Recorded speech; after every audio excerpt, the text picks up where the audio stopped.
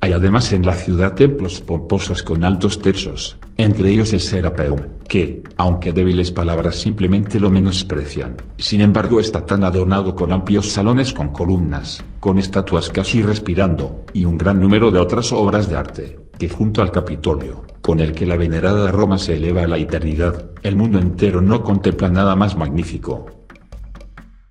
La destrucción del templo de Serapis, el Serapeum, en Alejandría está relacionada en las historias eclesiásticas de los padres de la Iglesia.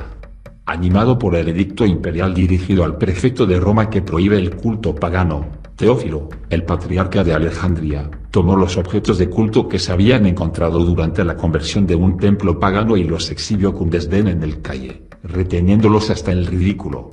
Se provocó un motín y se asesinó a cristianos. Apenas 4 meses después de promulgar su primer edicto en febrero de 391, Teodosio I se vio obligado a reiterar la prohibición contra el culto pagano, esta vez en un rescrito dirigido al prefecto y gobernador militar en Egipto. Refugiados en el Serapeum, los paganos de Alejandría lo fortificaron contra el ataque, forzando a los cristianos que habían sido capturados a sacrificar allí y torturándolos si se negaban. Escribiendo en el 402, Rufino, quien pudo haber sido testigo de algunos de los eventos que describe, dice que el Serapeum fue elevado sobre una enorme plataforma, 100 o más escalones de altura. En él había una estatua de Serapis tan grande que su mano derecha tocaba una pared y la otra izquierda, construida para albergar solo a la estatua. El templo mismo no era muy grande. Este monstruo se dice que fue hecho de cada. Se creía que las paredes interiores del santuario estaban cubiertas con láminas de oro recubiertas de plata y luego de bronce, la última protección para los metales más preciosos. El día en que una imagen del sol iba a ser llevada al Serapeum, una pequeña ventana permitió que un rayo de sol cayera sobre los labios de la estatua en un beso de renovación. Los imanes ocultos suspendieron la imagen en el aire, y se creía que las paredes estaban cubiertas con placas de oro recubiertas de plata y luego de bronce. Clemente de Alejandría dice que el escultor de la estatua empleó en su ejecución una mezcla de diversos materiales, porque tenía limaduras de oro, plata y plomo, y además estaño, y de piedras egipcias no faltaba ninguna, y había fragmentos de zafiro y hematita, y esmeralda y topacio. Después de haber molido y mezclado todos estos ingredientes, le dio a la composición un color azul, de ahí el tono oscuro de la imagen. El disturbio fue reportado al emperador, quien declaró a los cristianos muertos como mártires. Los defensores atrincherados en el interior debían ser perdonados, pero el templo mismo destruido, por lo que, dice Rufino, la causa de los males y las raíces de la discordia que había tomado la defensa de los ídolos debería ser eliminada, de modo que una vez estos fueron eliminados con la razón por la cual el conflicto podría desaparecer. Cuando el rescrito imperial fue leído en voz alta y quedó claro que los paganos eran considerados responsables, los cristianos, gritando de alegría, asaltaron el templo. Sin embargo, dudaron en profanar la figura de Serapis, temerosos de que si una mano humana tocaba la estatua, la tierra se dividiría en el lugar y se derrumbaría en el abismo, mientras el cielo se derrumbaría de inmediato. Luego, por instigación de Teófilo, uno de los soldados tomó un hacha y golpeó al dios en la mandíbula. Todos gritaron, pero, cuando el cielo no cayó, la cabeza fue cortada. Teodoret relata que una horda de ratones se escapó de la cavidad hueca, sin duda para la alegría de los cristianos. El resto del gran ídolo se rompió en pedazos. La cabeza se llevó a través de la ciudad y el dios se quemó frente a los hoscos paganos que lo habían adorado. Más tarde, cuando el templo mismo estaba siendo arrasado, Sócrates relata que los jeroglíficos en forma de cruz se encontraron incisos en la piedra. Fueron reclamados por ambos lados. Los paganos sostienen que simboliza una cosa a los cristianos y otra a los paganos. Los bustos de Serapis, que se habían colocado en toda la ciudad, fueron destruidos y, según Rufinus, todos pusieron en su lugar el signo de la cruz del Señor en los postes de la puerta, las entradas, las ventanas, las paredes y las columnas. El templo de Serapis, que se había mantenido durante más de 6 siglos, fue demolido, para ser reemplazado por un santuario de mártires y una iglesia. Teófilo hizo que los otros templos de la ciudad cayeran al suelo, casi columna por columna. Las imágenes de los dioses, registra Sócrates, se fundieron para convertirse en vasijas y otros utensilios para la iglesia, a excepción de una estatua del dios, que Teófilo perdonó como recordatorio de que tales imágenes habían sido adoradas alguna vez. En Subidas de los filósofos, el poeta pagano Eunapio habla de Antonino, quien había predicho la destrucción del Serapeum poco antes de su muerte, cuando los templos se convertirían en tumbas.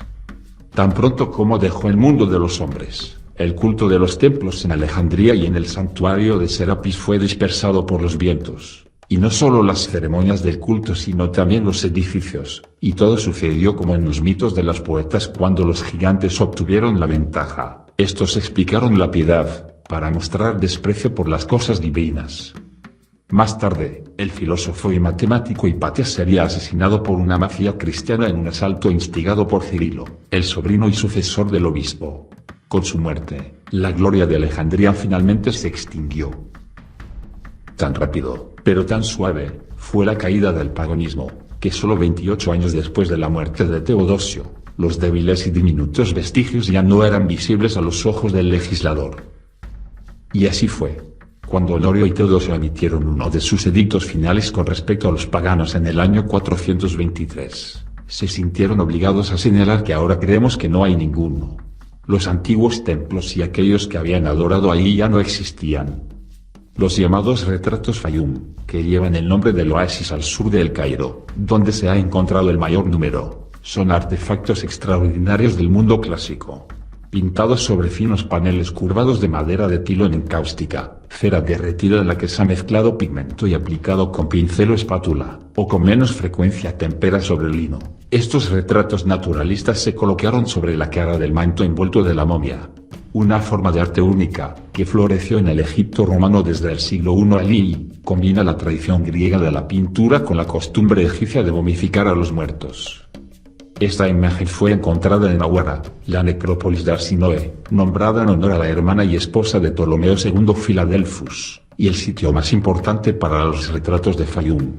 Representa un sacerdote de Serapis, que puede ser reconocido por la característica estrella de 7 puntas en su diadema, así como por los 3 mechones de cabello que se encuentran debajo. El retrato data de principios del reinado de Antonino Pío, y ahora se encuentra en el Museo Británico. Una nota bibliográfica. Rufinus, al proporcionar la primera traducción de la historia eclesiástica de Eusebio al latín, agregó 2 libros adicionales, en parte a partir de hechos de mi propia memoria, y esto se ha agregado a los libros anteriores, como los 2 peces al panes, prefacio, que continuó la narración hasta la muerte de Teodosio y en 395. Sócrates Scholasticus, a su vez, recurrió a Rufino en su propia historia eclesiástica, que extendió la cuenta al año 439. Añadiendo más detalles, Sofomen recurrió a los 2, y debía haber terminado su historia en la misma fecha, pero se cerró con la muerte de Honorio en el año 423. Teodoret, el cuarto historiador de la Iglesia para este periodo, es menos específico y terminó su relato en A429. Un contemporáneo de Rufino, Eunapio era un sofista pagano. La enorme estatua de Diorita negra, salpicada de cristales rosados, pertenece a la deidad de los toros Apis, originalmente adorada en Memphis y asociada con el culto de Isis. En las sombras, uno puede discernir el disco solar y la cobra sagrada entre sus cuernos. Ahora en el Palazzo Altemps, Roma, data del siglo II. Y fue hallado en la colina Esquilina, donde se encontraba el jardín de Mecenas. Es de Apis que Ptolomeo y Soter derivó el nombre del dios sintético Serapis, cuyo culto se hizo cada vez más popular en Roma. La historia augusta es una colección de biografías a menudo espurias de emperadores romanos que fue escrita a finales del siglo IV. Aproximadamente en la época de Teodosio, cuando el templo de Serapis fue destruido. Se supone que Adriano dirigió una carta desde Egipto a su cuñado, Servio, que era cónsul romano en el año 134. Cuando Adriano estaba de vuelta en Roma, en Alejandría, relata, aquellos que adoran a Serapis son, de hecho, cristianos, y los que se llaman obispos de Cristo son, de hecho, devotos de Serapis.